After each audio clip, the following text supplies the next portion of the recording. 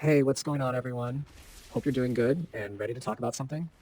I think a lot of World of Warcraft players are going to be interested in because Blizzard just revealed everything coming with content update 11.2.5, and there's a whole bunch to unpack here. And I want to take the time to really walk through it all in detail with you, almost like we're just hanging out and going over it together. I'm going to break down what Blizzard officially confirmed, what's coming on certain dates, what the PTR has shown us in terms of changes and tuning, and also what this all means for you depending on how you like to play the game. Whether you're raiding, running Mythic Plus, leveling alts, or just collecting mounts, pets, and transmog. This is going to be long and super detailed, so you'll have a really good idea of what 11.25 actually looks like once it goes live. So first off, the big thing that Blizzard is pushing with 11.2.5 is Legion Remix. And if you've been around for a while, you'll recognize that term because Remix was used previously for Mists of Pandaria.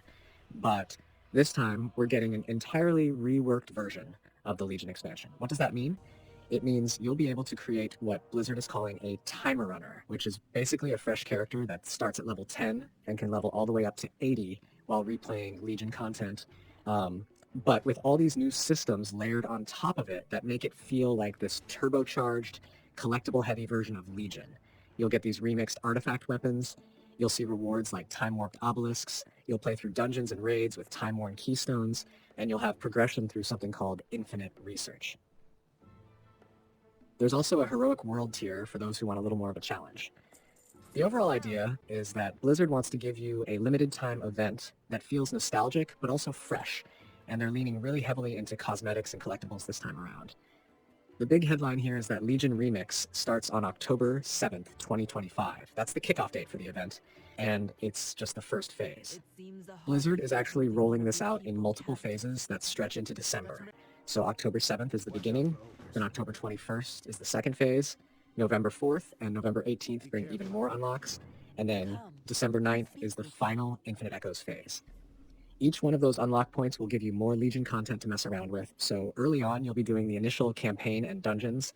Then as time goes on, you'll get into Nightfallen content, then Broken Shore, then Argus, and eventually the last wave with Echoes. This is Blizzard's way of pacing things out so you don't burn through it all in a week. It also means you can plan when you want to push hard and when you can relax a little. Now, the second major feature in 11.2.5 is Turbo Boost. And this is something Blizzard is adding not just for Remix, but for the current season of retail as well. So it's essentially a catch-up mechanic that starts appearing right after Legion Remix launches. On October 21st, which is the same date that Phase 2 of Remix goes live, Turbo Boost comes online in retail and starts to change how you get gear and how alts can catch up. The system is tied to quests that give you puzzling cartel chips, and there are vendors in Dornegal named Fixer, Sokir, and Sotho who will trade those chips for really strong gear and other items. What's cool is Blizzard isn't just throwing a vendor in and calling it a day. They're also changing the way drops and upgrades work. The hero and myth upgrade grade tracks are getting extended from level 6 to level 8. Crafted items will be able to be recrafted using something called an augmentation matrix. And the big one for a lot of people is that crests and Valorstones are being changed in a way that helps alts. Crests won't be capped anymore once Turbo Boost is live, and Valorstones will actually become Warbound for the rest of the season, meaning you can move them across your warband and use them where they're needed most. Add on top of that the fact that Mythic Plus drop rates for Warband until equipped gear are going to be massively boosted, and you've got one of the biggest catch-up systems we've seen in retail in a long time. So let's connect the dots for a second. On October 7th, you get Remix, which is essentially a fun way to replay Legion and grab cosmetics while leveling new Timerunner characters. Then, 2 weeks later, on October 21st, Turbo Boost rolls in, and suddenly you've got a way to funnel gear and progress into your main characters or alts in the current season. It's kind of like Blizzard is giving us two parallel things to do. Remix for nostalgia and collectibles, Turbo Boost for real progression in Dragonflight. And both are happening at the same time, but staggered in a way that you won't feel like you're being pulled in two directions on day one. Now, I want to talk a bit about the PTR because Blizzard has been testing all of this pretty extensively, and the patch notes are long. One of the big things players noticed right away is that Blizzard is tuning Remix to feel really powerful and fun. Enemies across dungeons and raids are having their health and damage reduced by huge amounts, like 40% less health and 50% less damage in some cases. And that's intentional because they want Timerunners to feel overpowered and breezy as you smash through Legion content. At the same time, they're boosting rewards to match that speed. Experience gains from raids and heroic world tier content are being increased. You're getting more bronze and epoch mementos from bosses, and they've even added guaranteed gear rewards from special assignment quests. The whole philosophy seems to be make it fun, make it fast, make it rewarding. And that makes sense because this is a temporary event, so Blizzard doesn't want it to feel like a slog. They want people to be hyped about playing it for a few months. Another thing that showed up in the PTR notes that people are pretty excited about is the cooldown manager UI update. Blizzard is adding a new frame that lets you manage cooldowns in categories like essential, utility, and hidden. And you can drag and drop abilities into those slots to customize how you want them displayed. It's the kind of thing that add-on users have been doing for years, and is for years. But having Blizzard officially support it in-game means it'll be smoother and more accessible for everyone, including people who don't want to bother with add-ons. Streamers and raid leaders in particular are going to love this because it means tracking big abilities like Bloodlust, defensive cooldowns, or battle reses will be easier and more consistent across groups. Alright, so that's the structure of what 11.2.5 is giving us, but I want to spend some time talking about what this means for different kinds of players because it's not going to hit everyone the same way. If you're primarily a raider, the phased rollout is actually a blessing.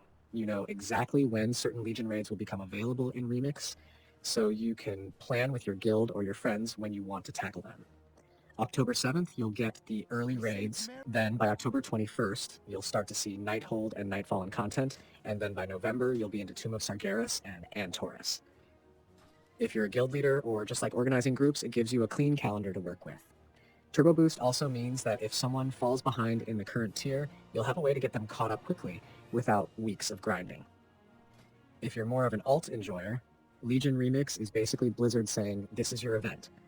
Every Timerunner you roll will level up fast, feel really strong, and come out the other side with a bunch of collectibles you can keep forever. Plus, Blizzard added 5 new character slots per account to make room for more alts, which is a nice little bonus. If you're into cosmetics, this is one of the richest events Blizzard has done because they're putting mounts, transmogs, pets, and even new player housing decor into the reward pool. The idea is that when Midnight, the next expansion, comes out with player housing, you'll already have a bunch of decorations unlocked if you grind through Remix now. Collectors are going to want to plan around the phased unlocks because that's when certain rare raid transmogs and mounts will become available. For example, if there's a specific mount you want that drops in Argus content, you'll need to make sure you're ready by November 18th when that phase goes live. And for those who are more casual and maybe don't want to log in every single day, Blizzard actually built in some flexibility. On the PTR, they showed that Brand's infinite research quests can stack up for up to 6 days, so you don't have to feel pressured to log in every single day. You can let them build up and then knock them out when you have time. On the economy side of things, this patch is going to have some ripple effects. Anytime Blizzard adds a vendor tied to event currency, you see auction house swings, and with Turbo Boost coming in, there's going to be a sudden surge of demand for materials used in crafting because people will be recrafting gear with the augmentation matrix. Combine that with the fact that crest caps are going away and Valorstones can be shared across warbands, and you've got a recipe for a much more fluid gear market.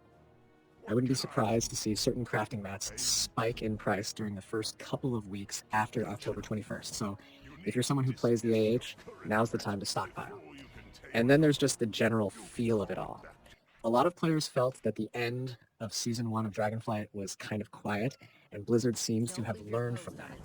With 11.25, they're stacking multiple events on top of each other, keeping things spaced out so that there's always something new to do every couple of weeks. The Legion Remix phases keep people logging in for cosmetics and nostalgia, and Turbo Boost keeps people engaged in current content by making it easier to gear up and keep pace. Even if you're not a hardcore raider or a Mythic Plus player, you've got reasons to log in and mess around. So to wrap it all together, here's the story. October 7th is your start date for Legion Remix. You'll create Timerunners, blast through Legion with crazy rewards and tuning that makes you feel like a god, and you'll start building up a collection of cosmetics that will carry forward into Midnight.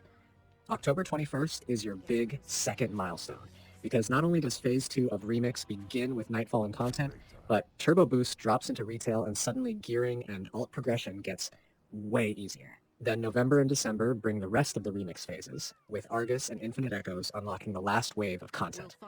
Along the way, you'll see QOL improvements like the cooldown manager UI, economic shifts around crafting and Valorstones, and a general design philosophy that says this is supposed to be fun, rewarding, and fast.